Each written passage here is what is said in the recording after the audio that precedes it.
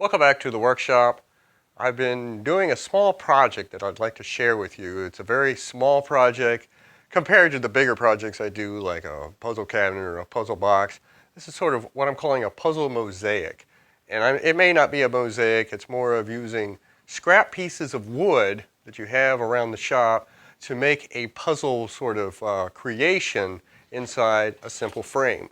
And so I went ahead and made the simple frame. It's made out of just pieces of pine that are scrap pieces. I have a piece of 1/4-inch plywood that I had kicking around to make the base. So, and then cutting up little pieces of 1/4-inch wood, scrap, mainly hardwoods, but using some softwoods as well, to sort of form a picture. And this is the holidays, and so I'm doing it sort of during this holiday late December period before I get into the big projects of 2025. But this can be done any time of year. It's not specific to the Christmas holiday season. It can be any time. Starting with just the square frame, I just took some pine, scrap pine. You may remember this. This was used as the sort of the test piece for the finding joinery for my next project and also for the hidden dovetails videos. And so I don't need those anymore, so I could use that. Any kind of pine, because it's easier to work with and I may not need it for another project. What I did is I just cut them out into specific lengths. So these two are the same length, and then these two are the same length, and they fit within this rectangle. The main thing that I did before gluing this down was I put a sort of a chamfer or a bevel inside each of the 4 pieces. The idea being that you're going to be putting your fingers in here a lot to move the puzzle pieces around, and I don't want to, you don't want to scrape or you don't want them to be rough. So that was the main difference that I did from just making a simple tray, is putting in these bevels to help. And I did that using mainly a block plane, taking your piece once you have it, in a vise, and marked off the areas where I wanted it to be so it didn't kind of run over, although on this one it does, and it doesn't matter. And just holding it at an angle.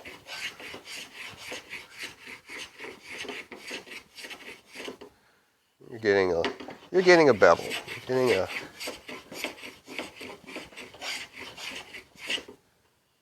So you're getting a nice little, an angle. You're getting an angle on the edge, and it's a little easier for putting your hands into the frame. So once I had the pieces the way I wanted them, I just glued them down to the plywood and let it sit overnight.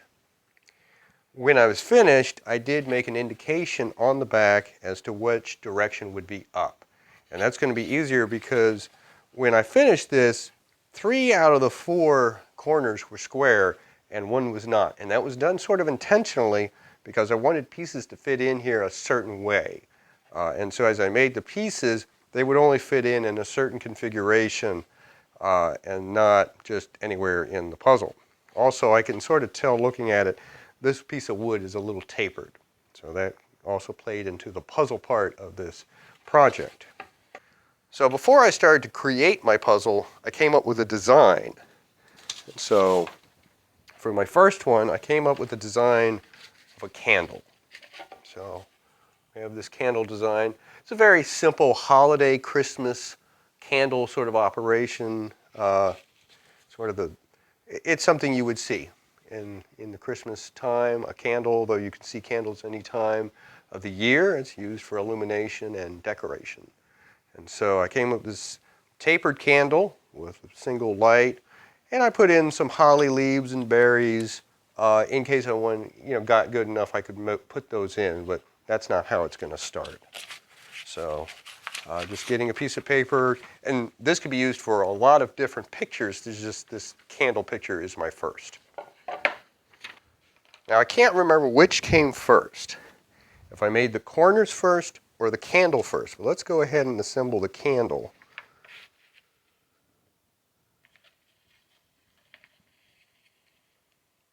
Because that's going to be in here regardless. of how the other pieces work.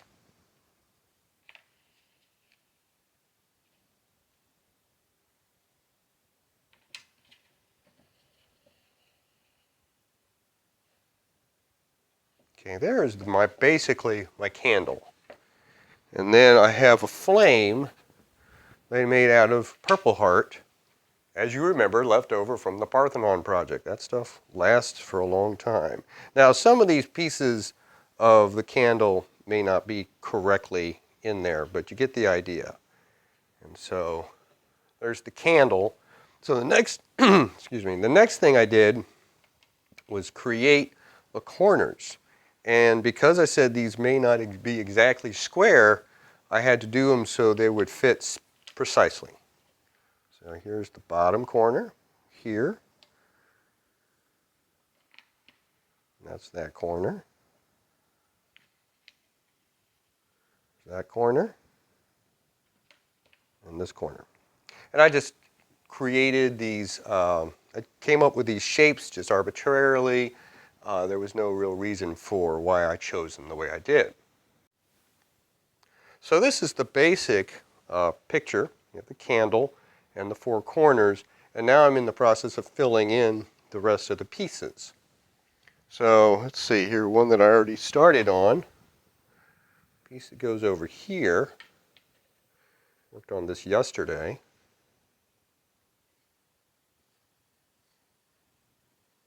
It's not a precise fit, but it's better than the first time I did it. The thing about, well, I'll show you. I'll show you when we do another piece here. Here's another one. It fits down there. Now, I've got a diagonal here because I may cut this end off and put something else here. I'm just starting with a larger piece at the moment. Now, this is a much larger piece that also has a cutout for the flame. And it would go sort of up here, and it's probably going to have to be cut down in order to make it really fit. It's not really ready yet. It's got to have some more trimming done. I started working on this one last night. Now, the way I'm doing this may not be the way to do it. Probably the way to do it is to do this with a scroll saw or something like that, where you have a lot more ability to fine-tune the pieces. But I don't have a scroll saw, and I'm not planning to buy one either, because this is just a small project I'm doing right now. So let's do just an example. We can do this. Well, let's do one to hit this one up here. I'll show you how I'm going to do that one. For this piece, I only need this area up here. I don't need all of this. So I'm going to cut this one in half and use the rest of this for over here.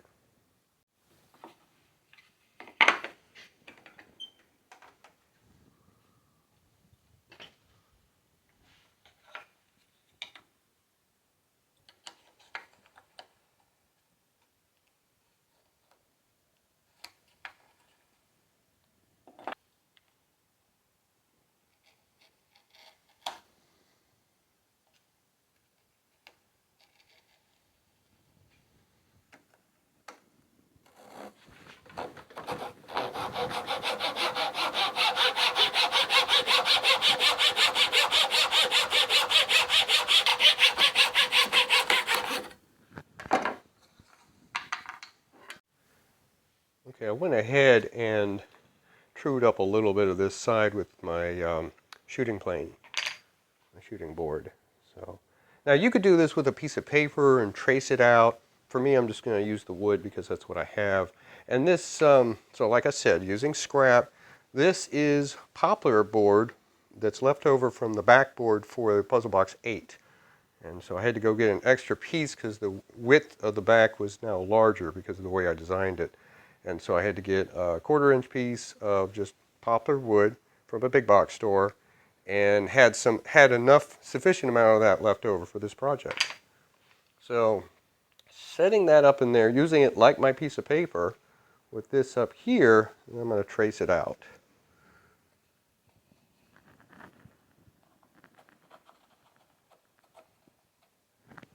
Okay. So this will be my piece, and I need to cut this out. I'll go ahead and put an X on it so I know that that's what's going to be removed, and we'll keep the rest.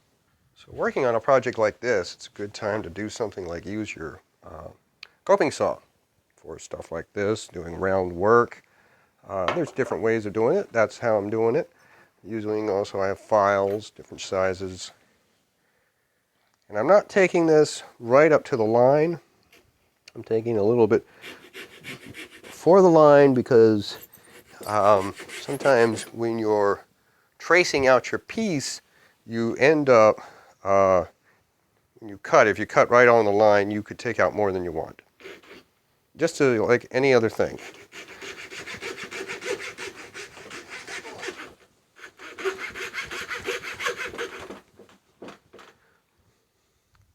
If you don't use a coping saw a lot, it really shows.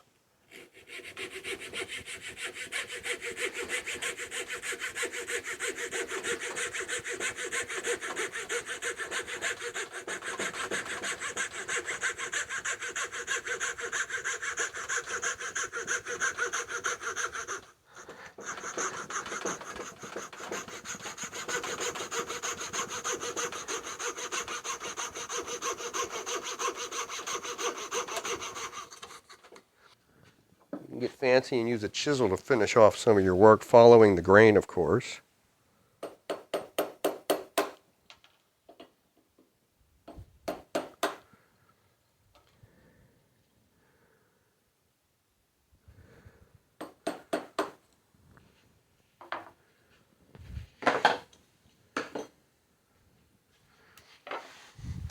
Really all that does is just helps remove some of the waste.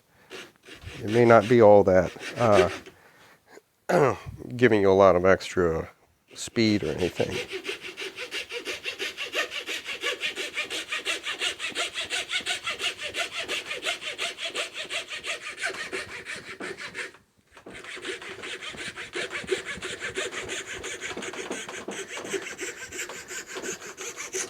Okay. Now you can see why I might suggest using a scroll saw, because you can get really in there with a scroll saw. But coping saw is what I have. You could also use a fret saw or a jeweler saw, but I don't have those. And I am only using what I've got in my workshop. Okay. But this is a good way to use a lot of tools that you have in your workshop that you don't maybe use very often. This is a good time to be using my rolling tool cart to keep some of the things I need, such as rasps.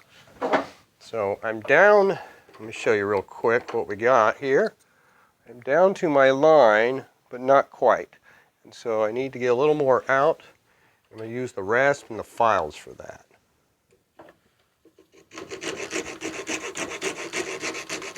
Before I get to the actual line, I'm going to test it on the piece.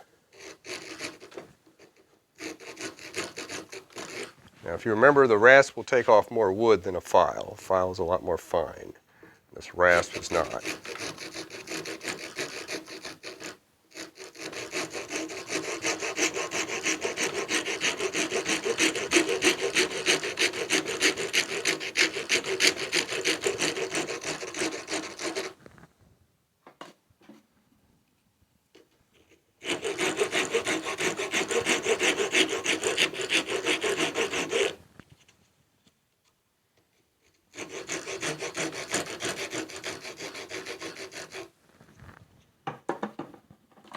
So this is a file.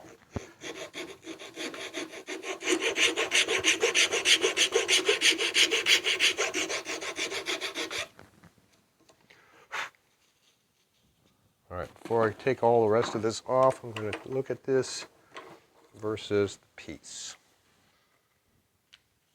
There's the original, there's this new piece.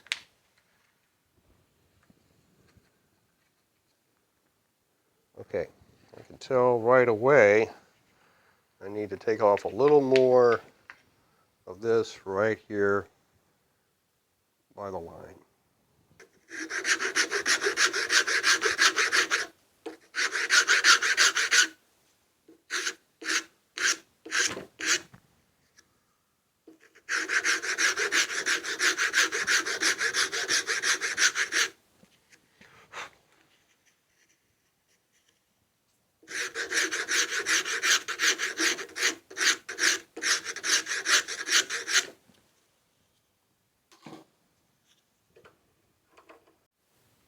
Now if you look at it, it looks like we may have gone too far or not far enough.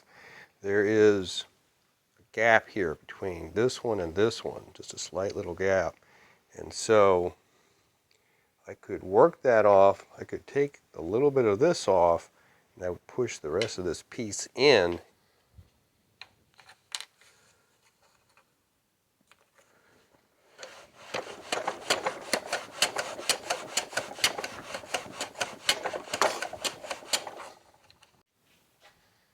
At this point, I'm just working it down using rasps and whatnot till I get it kind of better to where I want it.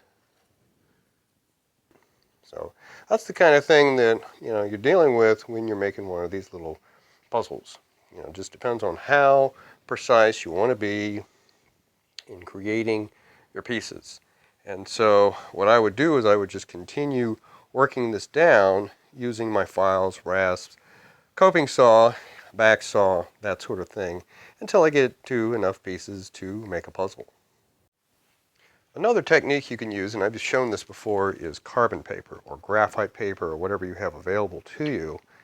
And you can use that to maybe go in between your two pieces. Just kind of squeeze it in. And then the dark marks, hopefully, will show you where you need to come off. It looks like right there. You got some dark marks in there.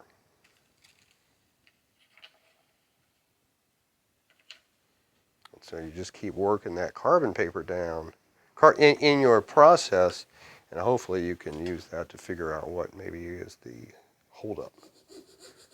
And that has a lot of uses in woodworking.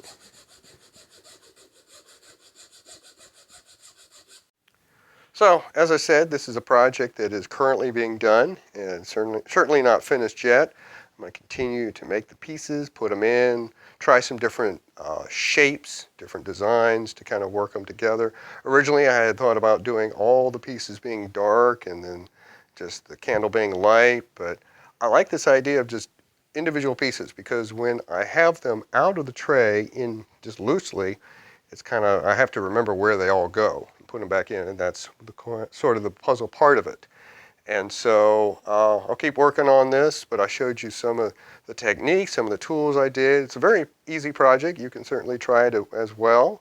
And maybe in a future program, I'll show you the completed candle picture. Thanks for watching, and happy holidays.